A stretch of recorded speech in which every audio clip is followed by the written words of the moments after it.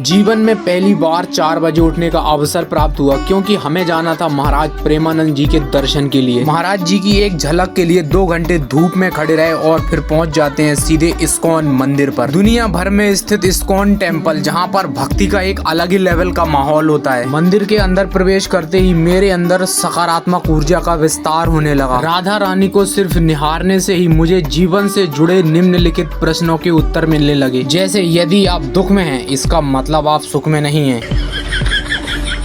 और अगर आपके जीवन में मंगल नहीं है तो समझ जाना चाहिए मंगल को छोड़कर बुधवार गुरुवार कुछ भी हो सकता है।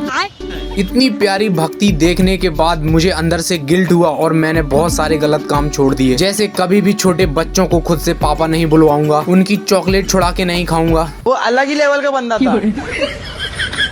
और भी बहुत सारे काम। कहते हैं इस्कॉन टेम्पल को अंग्रेजों का गढ़ माना जाता है क्योंकि अंग्रेज चाचा लोग अपने बाल बच्चों के साथ डेरा जमा के रहते हैं। पहली बार अंग्रेजन चाची लोग को एक साथ बैठ के चुगली करते हुए देखा। ओ सॉरी यार, गलती से निकल गया, वो भक्ति करते हुए देखा।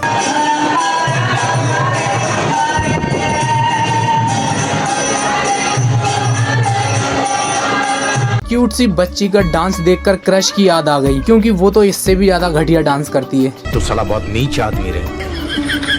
पहली बार पृथ्वी को घूमते हुए देखा और घूमकर पहुंच जाते हैं 4 धाम यात्रा पर। जिन 4 धाम यात्रा में मौजूद है वैष्णो देवी, शनि धाम, राधा कृष्णा धाम और शिव धाम। यहाँ की खूबसूरती का लेवल तो अलग ही लेवल का था। विभिन्न प्रकार के मंदिरों का विचरण करते हुए भिन्न भिन्न तरह से सेल्फी ली। लड़कों के फेवरेट भगवान महाराज श्री शनि देव के साथ एक सेल्फी तो बनती है। 4 धाम का पूरा डेमो जिसे 44.5 रुपए में देके बनवाया गया था। भगवान शिव के गहने जैसे चांद, डमरू और नाग देवता को यहाँ पर रख दिया गया ताकि हम जैसे लौंडे यहाँ पर रील शूट कर सकें। फिर हम एक ऐसी गुफा में चले गए जहाँ पर बहुत सारी मूर्तियों को स्थापित किया गया था, और जब गुफा से बाहर निकले तो शेर के नुकीले दांत देखकर सीधे जाकर प्रेम मंदिर में गिर गए। प्रेम मंदिर पहुँचते ही मेरे जोड़ों में दर्द होने लगा। जोड़ों से याद आया कि जोड़ियाँ तो ऊपर से बनती हैं। इस तरह की जोड़ियाँ देखकर एक बात तो समझ आई कि काम ऊपर भी सही नहीं चल रहा है भाई। तभी मेरे साथी तुगलक ने बताया कि जोड़ियाँ तो नीचे भी बन सकती हैं, बस बात करनी आनी चाहिए, बकवास करने से कुछ नहीं होता। तभी मुझे मेरा लेवल समझ में आया और मैंने बोला चल छोड़ना यार, दोबारा प्रेम मंदिर को निहारते हैं क्योंकि हमें कल दूसरी जगह भी जाना है। वृंदावन में बहुत ही खास जगह है जहाँ पर भगवत गीता को ट्रांसलेट करके अलग अलग भाषाओं में बेचा जा रहा था, जैसे Swedish language, Thai, Marathi, Kannada, Punjabi, German,